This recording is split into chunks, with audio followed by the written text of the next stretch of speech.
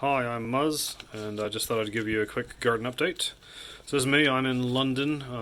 I live in a small, tiny little flat off the ground floor. I guess in the U.S. you'd call that. I live on the second floor, but in Europe we call it the first floor. So this is the kitchen window. This is about southeast facing, I think. I only get about 5 hours direct sunlight, so from about 9 till 2 in the afternoon. So all the space I have to grow is directly on windowsills and window boxes. So I've shoved a bunch of plants in there. They're all going to be tiny, and that's okay. I'm just trying to. This is my first year, so I'm just trying to figure out how to make things grow.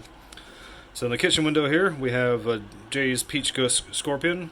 We have next to that a Maruga Trinidad Scorpion.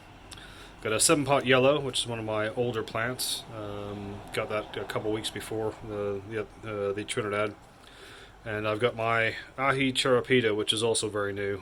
It's quite a delicate plant. I have to support it up with some bamboo to try and give it some structure so it doesn't get blown over and cracked in the wind. I've also got down the front some Nostrarium to try and attract the good insects to kill all the bad ones. So down here in the ICU, I've got this used to be on the left-hand side, a Roxy, which is some sort of dwarf ornamental chili plant. Can't really find any information about it. There's only about 2 people selling it anywhere. Anyway, I put Epsom salts, when I tried to top dress it, I put some Epsom salts, and I guess I got it on the roots, and it looks like it's killed it. This is a pockmarked peach, which was crossed with a jellyfish because it had absolutely no structure and all the leaves just fell off if you sneezed on it. So just going back to the window here, I've got a little auto watering system with little drips, and then each plant has its own cutoff valve. So you can see each one has its own, and then those are all fed up from this bucket here, which is a 20-liter, about 5-gallon-ish bucket. So I've got a little, not very intelligent auto watering system. All it does is duration, like how long you want it, how often, and then if you want to delay it, you can actually delay it for days or hours or something like that.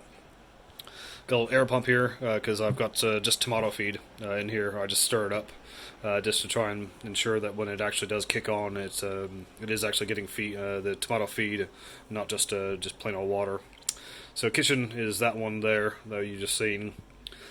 I've got a little bay window I'm going to show you next. After I show you the kitchen. So it's run off three different zones. So this is the right-hand window, which is south-east facing. This is also south facing, and this is east facing. This gets the absolute least amount of sun from probably about 9 till 12. So I only get direct sun overall.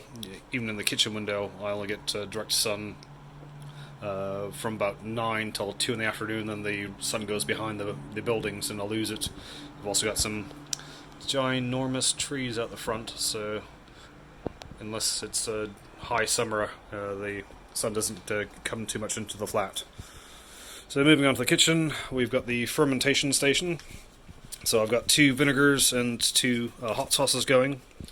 So I've got, to the left here, I've got a habanero and jalapeno and about 20% koji. I put in, I think, 4% salt.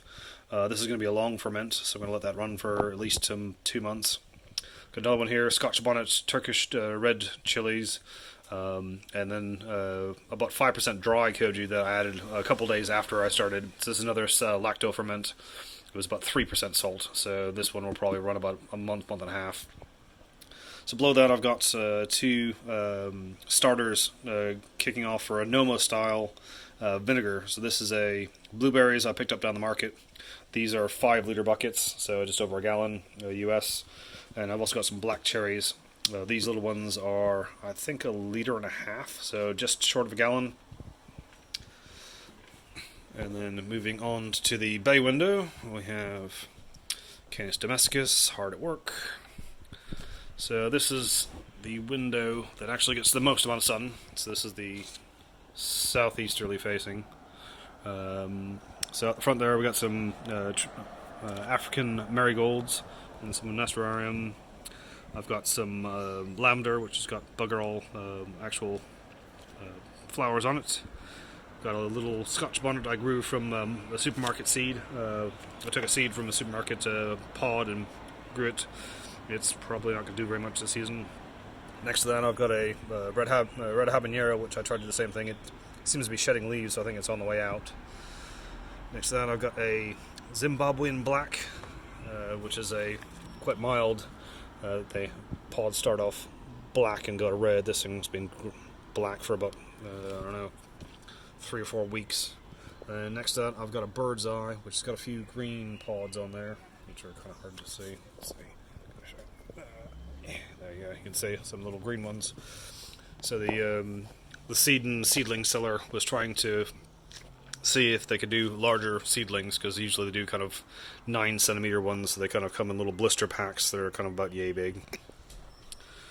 So on the right hand side window, we've got on the back in this little window box, we've got Nagala Beast Caramel. Sorry, that one. Got another African Marigold. So the one next to that, we have a Thunder Mountain Chacho Brown.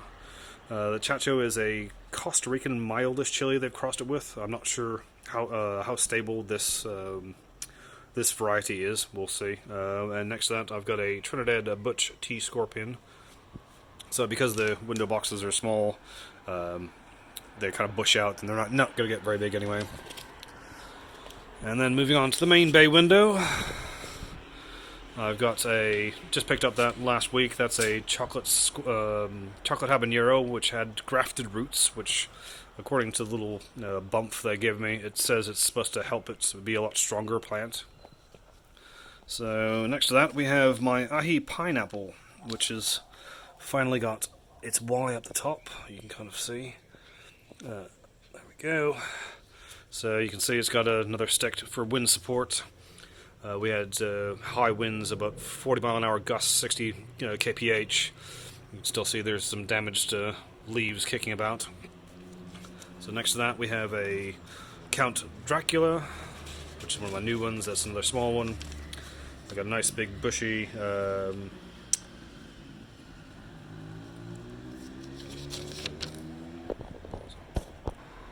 so the main window here, we've got a chocolate habanero, which has grafted roots, which according to the product information says it's supposed to be making it a lot stronger. Picked that up in the nursery just last week. So beside that, in the big window box here, we have my ahi pineapple, which it's finally wide at the top. That's about as tall as it's going to get. So I guess it's a tiny little box and tiny little thing. So it's got a little stick there to keep it supported up. We had got some pretty strong winds of 40 mile an hour, 60 kph, and you can see from some of the leaves here are still a bit damaged. But the new ones are coming in to replace it. It was pretty threadbare down the bottom.